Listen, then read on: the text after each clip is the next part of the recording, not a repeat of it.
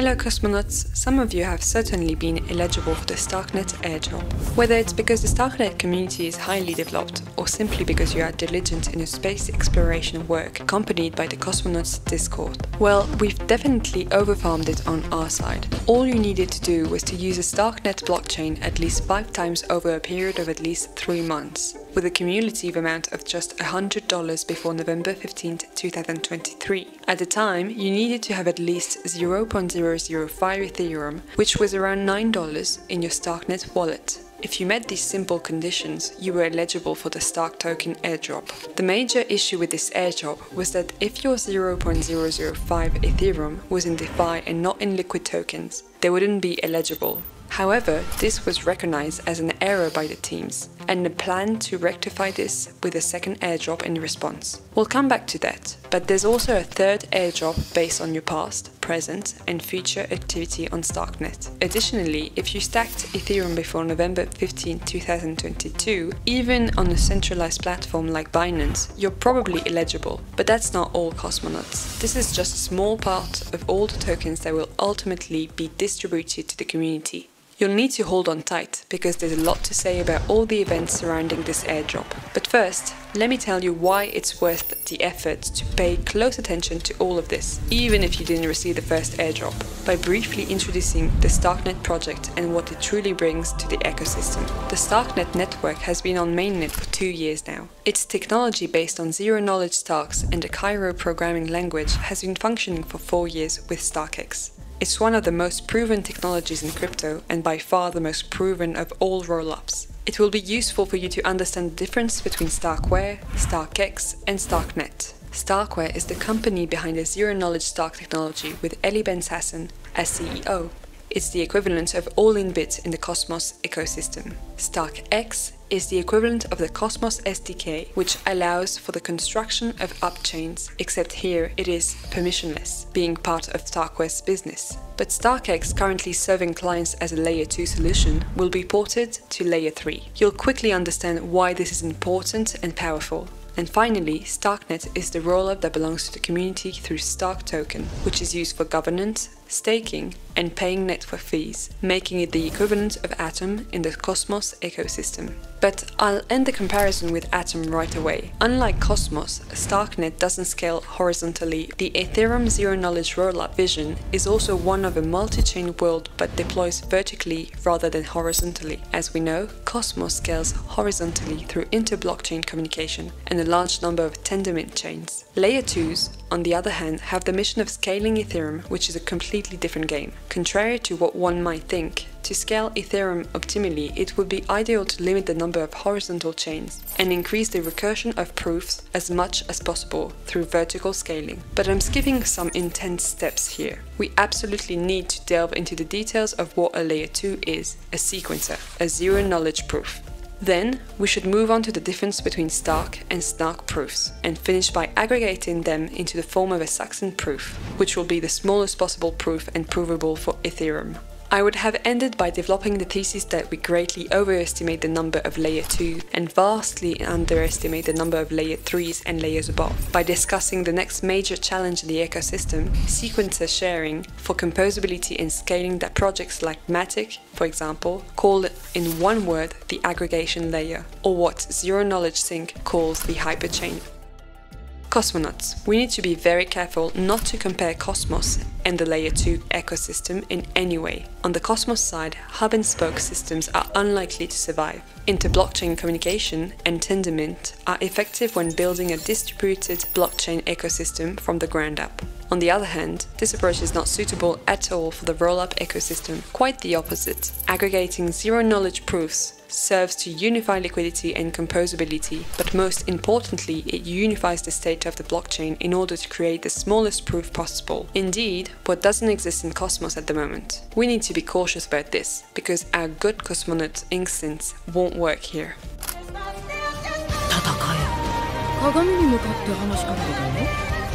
It's worth noting that the first project to define the future of scaling with recursive zero-knowledge proofs was indeed Starkware in the paper Fractal Scaling from Layer 2 to Layer 3, published in 2021. To talk about Layer 3 at a time when all teams were wondering how to build a Layer 2 was quite amusing to see. but today it has become evident for the future of scaling. In the description, I've included several links that I've already shared with you on the Discord for the most motivated among you. It will be my pleasure to discuss all of this in future videos, but for now, you already have the big picture. Starknet made the risky choice of developing an ecosystem around a language other than Solidity, thus not taking into account the Ethereum virtual machine, Solidity developers, and all the copy-paste application that implies. This risky choice stems from a desire to unlock a revolution in cryptography. It's about a language that is fully provable and Turing complete, meaning it has the ability to handle any calculation, making it versatile and powerful.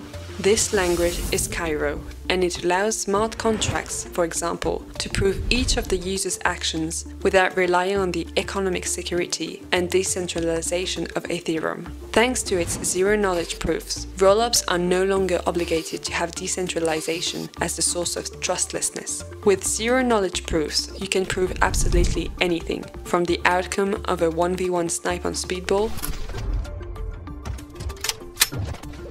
to attesting that an edited audio originates from the originally recorded audio. This capability becomes particularly useful in the ongoing Earth adventure with the emergence of AI. For example, there's the Realms project written in Cairo, aiming to become a layer 3 for gaming on-chain, leveraging the trustlessness of zero-knowledge proofs. This means it will have the ability to function without relying on consensus, and thus without network fees, up until the point that could be called game settlement. This settlement will be the call to settle on the layer 2 or layer 1. Realms will be capable of proving each in-game move on-chain once settlement on the layer 1 is requested to materialize the effects. And all of this without the player needing to trust anyone or pay fees and sign transaction every 0.1 seconds. Unlike other rollups, Starknet isn't content with just scaling Ethereum, but goes as far as unlocking use cases initially impossible above Ethereum. Think about that for a moment. Initially impossible above Ethereum. Remember that Ethereum didn't have rollups not so long ago. Then we thought we could create a kind of extension to Ethereum to make it cheaper thanks to rollups. Starknet took advantage of this modularity to innovate, something not expected from a rollup, something not asked of them, while still fulfilling the initial scaling mission. Indeed, innovation wasn't asked of the rollup, it just had to scale, which gave rise to the meme of the least aligned with Ethereum rollup. This has obviously been embraced and amplified by the Starknet developer community, proud of this non-alignment that makes it stronger. I told you, Starknet made a risky bet and should have had trouble building a developer community around its vastly different programming language. The thing is, Starknet has seen remarkable growth in the number of developers, and it's not the first time that history has been unfair and oppressive to those who succeed differently. I'm telling you all this because it's what makes the Starknet ecosystem far superior to all other layer 2s. You have to see it to understand the power of this community, whose goal can only be sincerely to revolutionize cryptography and blockchain. To quote the CEO of Scroll, who quotes Vitalik, even $1 billion of capital cannot compete with the project having a soul. As I mentioned earlier, in long term, I don't expect to see many layer 2s succeed, as they are not efficient for the composability and scaling of Ethereum applications. Recently, Starknet has evolved significantly and has overcome its biggest challenges. Time has shown us that the Ethereum virtual machine is also provable on Cairo, with the Kakarot project to prove it. This will allow Cairo to be used by many Ethereum virtual machine developers. Moreover, the risky bet on Cairo has paid off for Starknet, allowing it to attract the most technically savvy developers and, more importantly, to retain them because they now want to capitalize on what is considered the best programming language for zero-knowledge proofs. Finally, despite all that can be said, the first airdrop reaches over 1 million wallets, making it one of the most promising ecosystems for its innovation and future adoption. Integrity and authenticity are what best define Starknet and its community. For example, I would have been disappointed to see community representatives bow to social pressure on Twitter. Some saw it as a lack of respect, but once again, and certainly the ultimate proof that Starknet is fighting the good fight. I see free men whose goal is not to seduce as many people as possible, but rather to build as much as possible for these same people. I could add a lot more, but you've summarized what I particularly like about Starknet quite well, so let's move on to the stage of earning as many tokens as possible for the stakers. Okay, the goal isn't to dump them after all I've just said. If you haven't received an airdrop and don't want to buy Stark tokens, you can still participate in the next reward from the foundation. It's worth knowing that the next allocation will be larger than the first airdrop and will be entirely dedicated to users. This next allocation aims to support economic activity in DeFi as well as gaming. For now, only 700 million out of 1.8 billion Stark allocated to the community have been airdropped. So it's less than half, and we don't yet know who will benefit from the rest of the allocation. The only information shared on this subject is, I quote, "Future plans for Stark distribution to the community include discounts and initiatives from various special community committees dedicated to DeFi, gaming, etc. Further details on future distribution will be communicated in due course." Let's not kid ourselves. There aren't many solutions. Regarding gaming, we have 3 projects already live that have gained quite a bit of attention. First, my favorite for a long time, Loot Realms. I'm not quite sure what could be incentivized, but it's worth noting that they have a token named Lords and a collection of NFTs named Realms Eternal. Next, I would look at the Brick application, which allows anyone to build modular NFTs based on a specific NFT format in the form of a brick.